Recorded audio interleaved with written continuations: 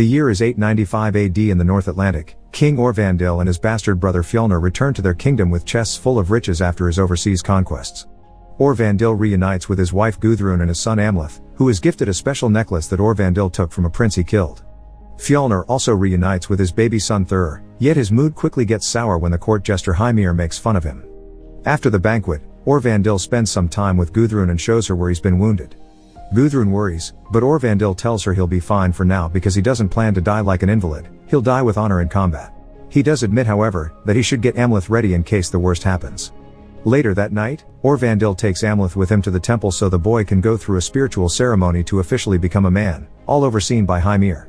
Father and son channel their inner wolves and Amleth is blessed with the knowledge of the tribe, for which he must swear to live with honor and avenge his father if he ever falls to the enemy's hands.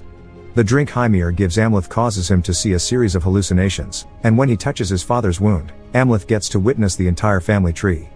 The two of them leave the temple in the morning and are ambushed by a group of masked warriors on horses. Amleth wants to help, but Orvandil tells him to run away, and the kid hides behind a rock to watch how his father is hit by multiple arrows. The leader of the group then takes his mask off and reveals to be Fjölnir, who proceeds to kill his brother to take his place as king. Afterward, he sends his soldiers to find Amleth, who runs away deeper into the forest. He's suddenly found by Fjölnir, but Amleth manages to cut off his nose with a knife before pushing him off and escaping. A few moments later, Amleth makes it back to his village, where soldiers are killing anyone that still supports Orvandil and Fjölnir is kidnapping a screaming Gudrun. Fjölnir doesn't want to admit he lost to a child, so he tells Fjölnir that Amleth is dead and his body was thrown at sea. Having seen enough, Amleth goes to the coast and steals a boat as he swears to one day avenge his father and save his mother. Many years pass, and now an adult Amleth lives in the land of the Russ as a berserker with a tribe of Vikings.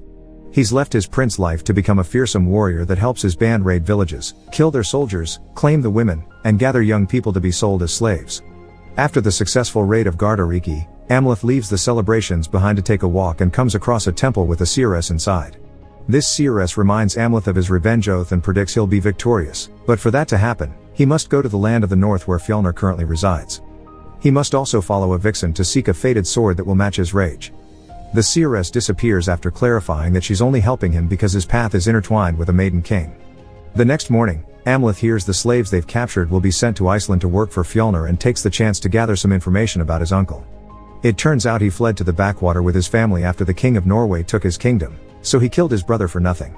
At that moment, Amleth sees a raven, and remembering his father used to be called the Raven King, he takes it as a sign. Coming up with a plan is easy. Amleth cuts his hair, hides his necklace, steals some different clothes from a body, and brands his chest with the slave mark before sneaking aboard the ship that will take the slaves to Iceland. There, he meets Olga, who claims to be a sorceress. She knows Amleth is actually a Northman, but she still treats him kindly, and even comforts him when at night his dreams are haunted by visions of the past, the future, and Olga herself. The ship is shaken by a storm on the way, but the party still manages to make it safely to Iceland. They're picked up at the shore by Fjölnir, who puts all the slaves in chains and guides them to Fjölnir's farm, where he lives with a now adult Thur and his second son, the young Gunnar. Fjölnir isn't impressed by how weak these slaves look and wants to send them away, so Amleth hits the man next to him to show off his strength and introduces himself with a fake name.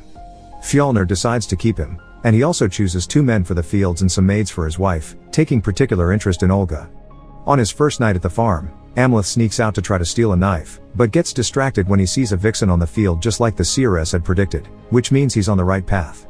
The next day, Amleth plays along and works hard as a slave, which gives him the opportunity to enter Fjölnir's home and make a shocking discovery. Gudrun is there, alive and well. She was the one to give birth to Gunnar as Fjölnir's new wife.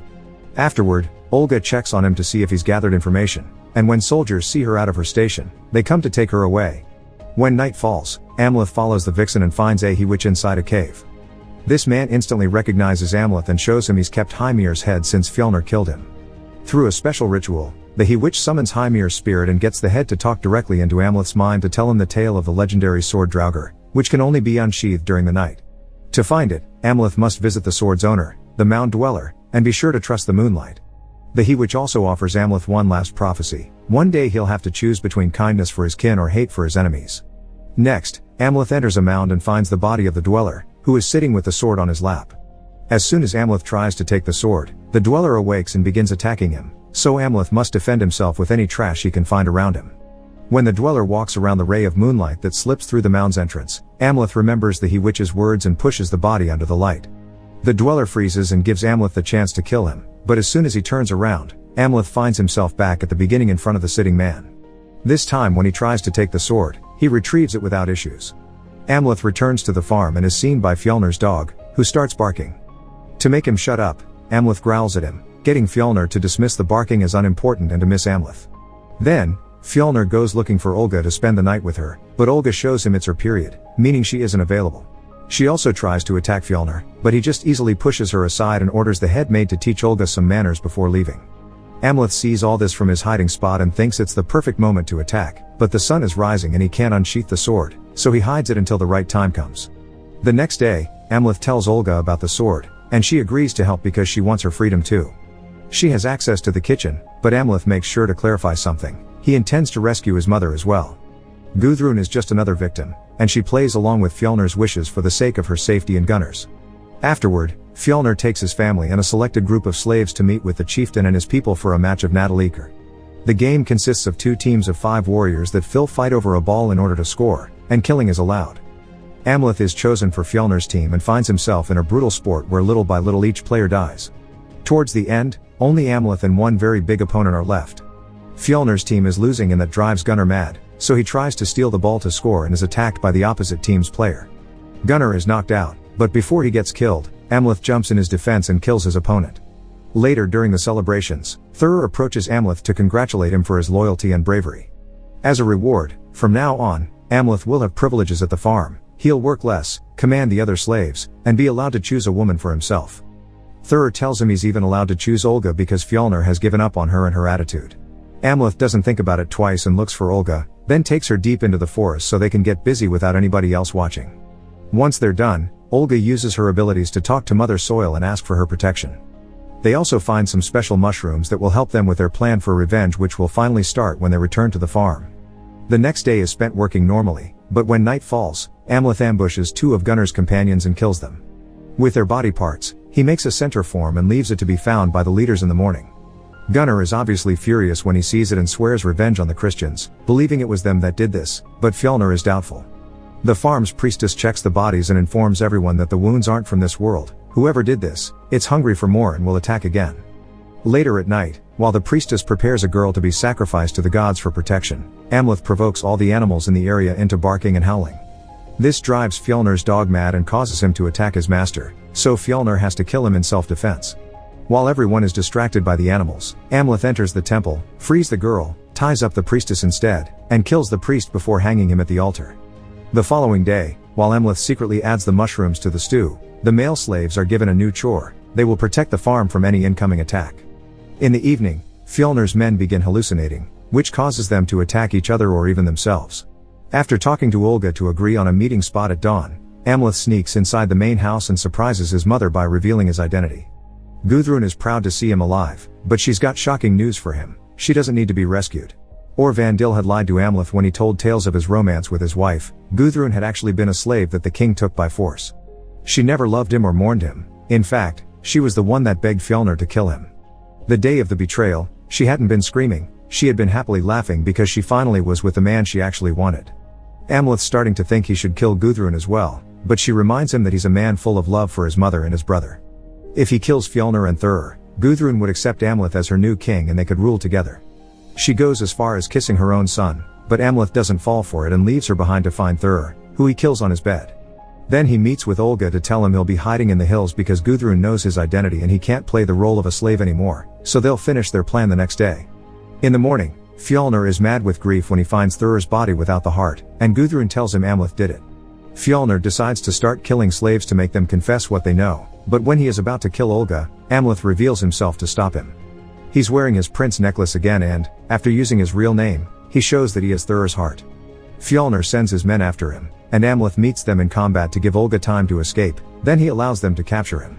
Thinking himself victorious, Fjolnir takes Thur's heart back, but Amleth reveals it actually belongs to the dog.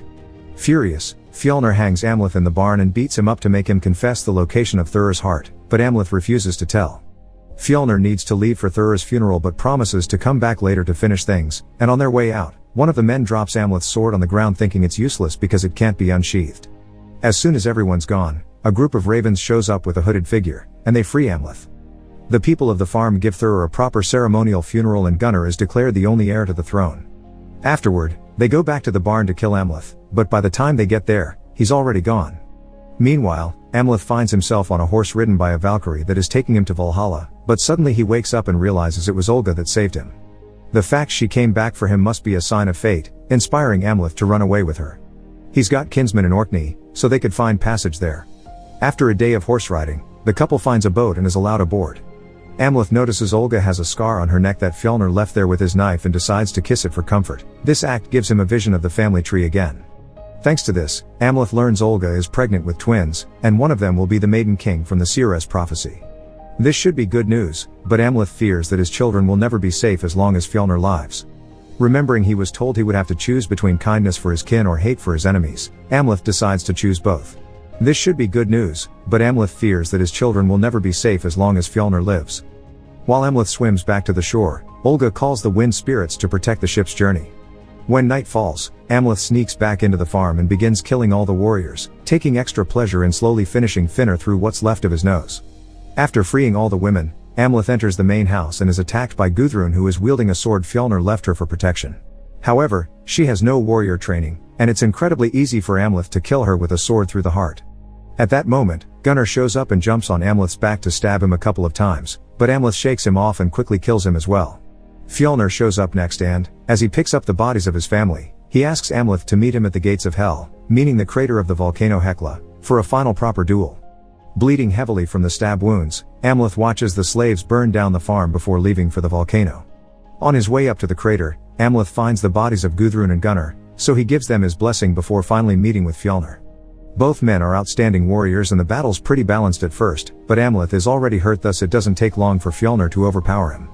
However, Amleth finds strength in his anger to rise again and, after exchanging a few more blows, both men kill each other at the same time. As he passes out, Amleth has a vision of Olga with his twins before a Valkyrie appears to take his soul through the gates of Valhalla. Make sure to subscribe and turn on notifications so you can watch more videos like this. Thanks for watching.